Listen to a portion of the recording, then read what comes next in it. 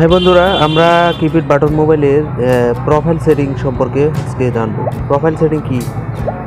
Profile setting হলো আপনার যে কল আসে সেটির সাউন্ড কমে যায়, সেটি কমানো বাড়ানো এবং সিমের যে রিংটোন সেগুলো পরিবর্তন, ভাইব্রেশন করা, সাইলেন্ট করা, সেগুলো প্রোফাইলের ভিতরেই থাকে। এক্ষেত্রে যে কোনো চাইনা বাটন কিপ্যাড মোবাইলের ক্ষেত্রে কী করতে হবে, আমাদের প্রোফাইলটি খুঁজে বের করতে হবে।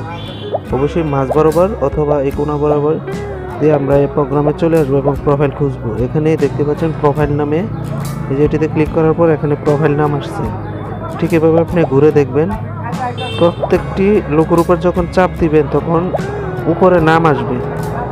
এখানে কলে বাটনে টিপ, কল লক, মানে কলে আমরা গেলে এখানে কল দিতে পারবো, মেসেজ লেখা, সেটিংস লেখা। তো এই ক্ষেত্রে যে কোনো চাইনা বাটনে আপনি খুঁজে বের করতে হবে প্রোফাইলটি কোথায়। এই যে এখানে প্রোফাইল, এই অপশানটি থাকবে।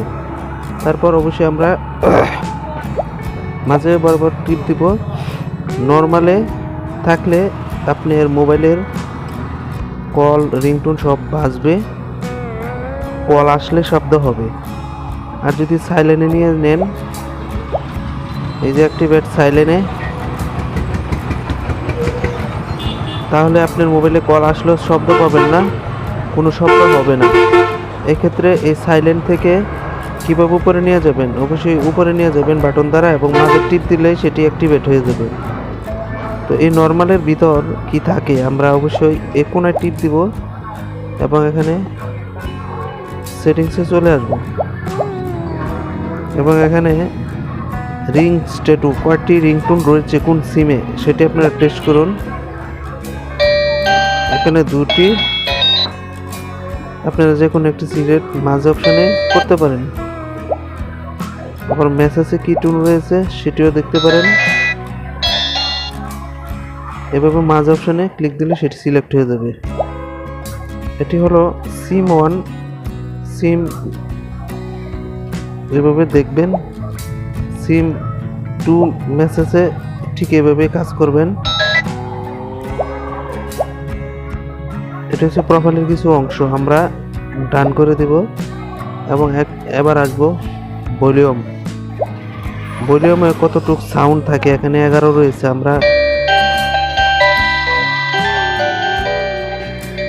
নিচ বাটনে যখন সেটি নামিয়ে নিয়ে আসবো তখন সাউন্ড কমে যাবে আর উপরে বাড়বে। ঠিক এভাবে আপনারা ডান করে দিবেন এবং নিচে টাইপ সেটিং, কল অ্যালার্ট রয়েছে, মেসেজ অ্যালার্ট, সেগুলো বন্ধ করতে পারেন সাইলেন্ট করে।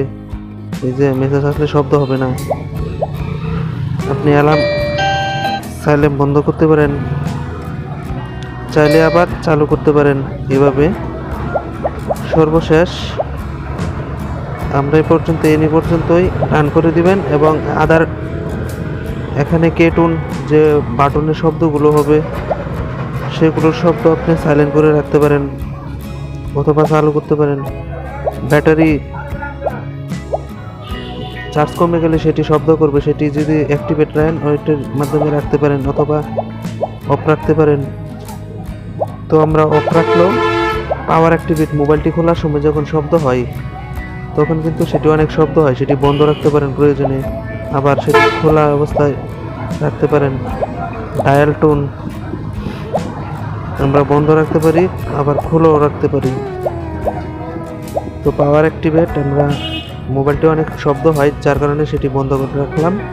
ঠিক এভাবে করে এখানে ডান অপশান, এই যে এখানে এই কোণা টিপ দিবেন, নর্মালে থাকা অ্যাক্টিভেট, এভাবে চাপ দিয়ে ওকে করে নেবেন। এই ছিল প্রোফাইলের কাজ। তো আশা করি বুঝতে পেরেছেন। পরবর্তীতে অন্য কোনো ভিডিওর সাথে দেখা হবে। সবাই সুস্থ ভালো থাকবেন আর আমাদের চ্যানেলটি অবশ্যই সাবস্ক্রাইব করে সঙ্গে থাকবেন। ধন্যবাদ সবাইকে।